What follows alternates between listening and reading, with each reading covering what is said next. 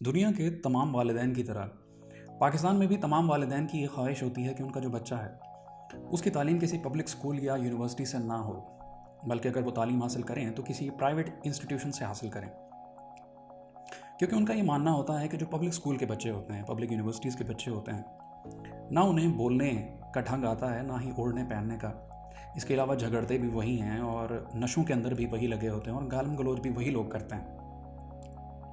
इस वजह से उनकी हमेशा से ये प्रेफरेंस होती है कि उनका जो बच्चा है वो किसी प्राइवेट स्कूल के अंदर, प्राइवेट इदारे के अंदर तालीम हासिल करे, जहाँ पर क्वालिटी एजुकेशन भी होगी कंपैरेटिवली पब्लिक स्कूल्स के। इसके अलावा जो तरबियत है वो भी इन प्राइवेट स्कूल्स के अंदर बच्चों की ज़्यादा बेहतर तरीके से की जा सकती है। इस वजह से लोग बहुत ही मेहनत करते हैं और पैसा जोड़ जोड़ कर अपने बच्चों को इन प्राइवेट स्कूल्स के अंदर डालते हैं। और इनमें से कुछ तो एवरेज प्राइवेट स्कूल्स होते हैं, लेकिन कुछ इनमें एलीट स्कूल भी होते हैं। तो वहाँ पर एक्सपेक्ट भी यही किया जाना चाहिए कि वहाँ पर जो एजुकेशन है उसके साथ साथ वहाँ पर बच्चों की तरबियत भी बाकी बच्चों से बहुत बेहतर होगी। तो लेकिन जो हकीकत है वो इससे काफ़ी डिफरेंट है। अगर आप उन लोगों से बात करें, उन लोगों से पता करें जो कि ऐसे बच्चों को जानते हैं, जो कि एलीट स्कूल से पढ़े हुए हैं या उनके साथ उठ बैठ चुके हैं या उनके साथ पढ़ चुके हैं, तो आपको देखने को मिलेगा कि quality education, no doubt quality वहाँ पर बहुत ज़्यादा बेहतर होती है। बच्चे जो होते हैं बहुत वेल एजुकेटेड होते हैं in terms of knowledge. But जहाँ पर तरबियत आती है तो तरबियत का कोई पुरसान हाल नहीं है।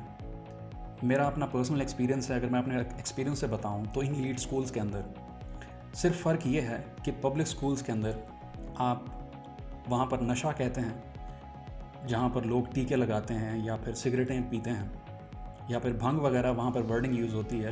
लेकिन यहाँ पर जो नशा इस्तेमाल होता है इन स्कूल्स के अंदर, उनको आप कह लें फैंसी टर्म्स के अंदर अल्कोहल कह लें, पाउडर कह लें या इस तरह की वेप वगैरह कह लें, तो वो यहाँ पर होता है, जो कि फैंसी वर्डिंग के साथ नशा वहाँ पर भी था, नशा यहाँ पर भी है। गालियाँ वहाँ पर भी होती हैं पब्लिक स्कूल्स के अंदर, लेकिन गालियाँ यहाँ पर भी होती हैं। बस बात यह है कि ये लोग अंग्रेज़ी बोल सकते हैं और गालियाँ अंग्रेज़ी में दे सकते हैं, इस वजह से इसके ऊपर कोई नोटिस नहीं करता। इसके अलावा झगड़े वहाँ पर भी होते हैं, झगड़े यहाँ पर भी होते हैं।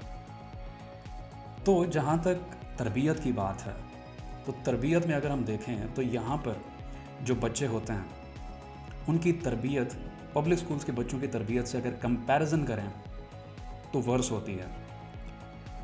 इन्हीं एलीट स्कूल्स के अंदर जैसे कि LGS हो गया, बीकन हाउस हो गया, इस तरह के जो एलीट स्कूल्स हैं या अमेरिकन इंटरनेशनल स्कूल्स, इस तरह के जो स्कूल्स होते हैं उनमें आपको प्राइवेट पार्टीज़, आपको drugs, gauge and lesbians, homosexuality वगैरह, ये सब कुछ बहुत कॉमन मिलेगी और बहुत ही एक्सेप्टेंस मिलेगी लोगों के अंदर इन आइडियाज़ की, जो कि बाहर उन पब्लिक स्कूल्स के अंदर नहीं होती।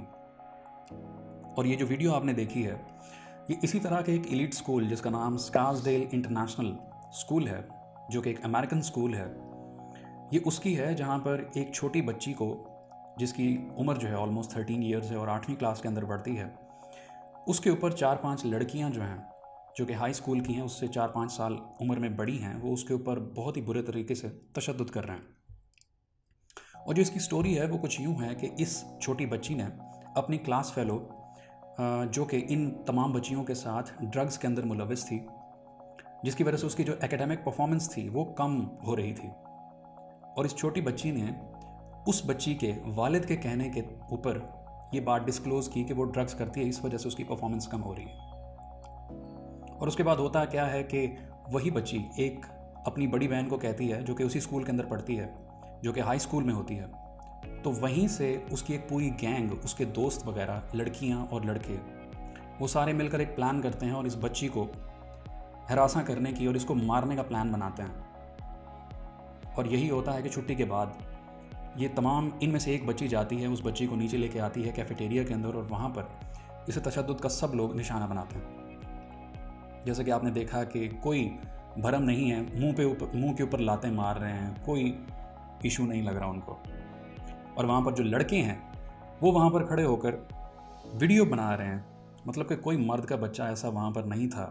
जो वहाँ पर कैफेटेरिया का स्टाफ भी था, वहीं पर उनकी एक स्कूल की आया भी थी, जो कि बता रहे हैं किसी बंदे ने उसको रोकने की कोशिश नहीं की, बल्कि वो जो लड़के थे वो ऑलरेडी उनके साथ मिले हुए थे। और इस तरह के जो स्कूल के बच्चे हैं उनसे कुछ ऐसा एक्सपेक्ट किया भी नहीं जा सकता। जिस तरह के मैंने कुछ बच्चे देखे हैं वो ऑलमोस्ट लड़कियों की तरह ही होते हैं जो इन एलीट स्कूल से आते हैं। ऑब्वियसली अच्छे भी होते हैं, मैं सबका नहीं कह रहा। बट इस केस के बाद, चलें जी ये केस हो गया, उसके बाद इसके ऊपर कार्रवाई होनी चाहिए थी। तो होता कुछ यूँ है कि जब ये केस पुलिस के पास जाता है तो वहाँ पर क्योंकि ऐसे स्कूल्स के जो बच्चे होते हैं उनके जो पेरेंट्स होते हैं वो वेल कनेक्टेड होते हैं, वेल ऑफ होते हैं, उनके काफ़ी कनेक्शंस होते हैं। कोई उनमें कमिश्नर का बच्चा होगा, कोई जज का बच्चा होगा। तो इन्हीं ये जो सारी बच्चियाँ थीं, ऑब्वियसली इनके पेरेंट्स वेल कनेक्टेड थे, जिसकी वजह से 4 से 5 दिन लगे पुलिस को FIR दर्ज करने में। और उसके अंदर भी काफ़ी सारी चेंजेस की गई कि उसके अंदर स्टाफ का नाम नहीं आएगा, उसके अंदर आया का नाम नहीं आएगा, इन लड़कों का नाम नहीं आएगा जो कि वीडियो बना रहे थे।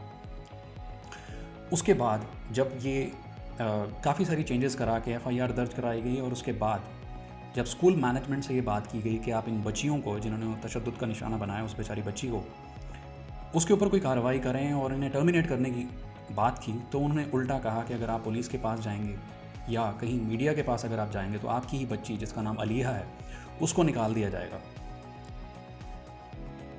उसके बाद जब वो बच्ची इस तशद्दुद के बाद वहाँ पर हॉस्पिटल में थी, तो इन्हीं बच्चों ने वहाँ पर कॉल कर करके उसको तंग किया। ये मैं उनके वालिद की बात बता रहा हूँ। उस बच्ची को तंग किया कि हाँ जी तुम हॉस्पिटल में पहुँच गई हो। इसके बाद जो पेरेंट्स हैं उन्होंने भी धमकियाँ दी उसकी फैमिली को, उस बच्ची की फैमिली को, कि पुलिस के पास ना जाना या मीडिया के पास ना जाना, इस बात को ना उछालना, इसको दबा दो, कॉम्प्रोमाइज़ करने की कोशिश करो, वरना तुम्हारी फैमिली के साथ बहुत बुरा हो सकता है। तो मतलब ये कानून है पाकिस्तान का, जो कि जंगल का कानून है, माइट इज़ राइट वाला। जिसके पास लाठी है उसकी भैंस है। तो जब ऐसा माहौल होगा, जब आप एक छोटे बच्ची को जिसके ऊपर तशद्दुद हुआ है उसको इंसाफ नहीं दिला सकते, तो आपको क्या लगता है कि लोग क्यों अपने हाथों के अंदर कानून को लेते हैं? इसी वजह से लेते हैं, जब उनको इंसाफ नहीं मिलता तो वो इस तरह के हथकंडे इस्तेमाल करते हैं, या फिर जिनकी कैपेसिटी होती है वो मुल्क छोड़कर चले जाते हैं। फिर हम उन्हें फैंसी टर्म्स देते हैं कि देखें जी ब्रेन ड्रेन हो रहा है। और इस स्टोरी के अंदर जो मेरे लिए कंसर्निंग बात है वो ये है कि चले गलतियां सब इंसानों से होती हैं, और ये उम्र भी ऐसी होती है कि आपको नहीं पता होता कि आप क्या कर रहे हैं, और बाद में आप चीज़ों के ऊपर पछताते हैं। लेकिन चीज़ ये है कि इस सारी स्टोरी के अंदर जो 4-5 लड़कियां हैं, एक की उम्र ऑलमोस्ट 13 ईयर्स है, बाकी सब की जो उम्र है ऑलमोस्ट 17-18 ईयर्स होगी। इतनी कम उम्र के अंदर जब आप इस तरह से आपकी पब्लिक प्रोफाइलिंग हो जाए, आप मीडिया की नज़रों में आ जाएं, आपका इस उम्र के अंदर आपका जो नाम है थानों कचहरियों के अंदर लिया जा रहा हो, तो ये बात कंसर्निंग है। तो फाइनल कंक्लूजन इसी बात पर कि इस तरह के तमाम जो वाक़यात होते हैं जिसके अंदर बच्चे इस तरह के एक्टिविटीज़ में मुलविस होते हैं, तो उसकी सारी की सारी रिस्पॉन्सिबिलिटी जो है वो पेरेंट्स के ऊपर, टीचर्स के ऊपर और एज अ माशरा हम सब पर लागू होती है। क्योंकि बच्चे जो हैं ज़्यादातर अपने वालिदैन से सीखते हैं, या उसके बाद उनका जो ज़्यादातर वक्त होता है अपने टीचर्स के साथ गुजरता है, और वहीं पर माशरा भी उनको काफ़ी सारी चीज़ें सिखा रहा होता है। तो हमें ये समझना पड़ेगा कि ये एक डायलेमा है जो कि हमारी यूथ को, जिसने करप्ट किया हुआ है, जिनके पास अभी इस टाइम पर कोई डायरेक्शन नहीं है, तो हमें ये समझना पड़ेगा कि अगर इन फ्यूचर हम ऐसे बच्चे और ऐसी बच्चियाँ माशरे को कंट्रीब्यूट नहीं करना चाहते, तो हमें ये समझना पड़ेगा कि इस तरह के जो वाक़यात हैं उन सब की ज़िम्मेदारी हम पर लागू होती है, as parents, as school management and as responsible citizens of the country. Bye bye.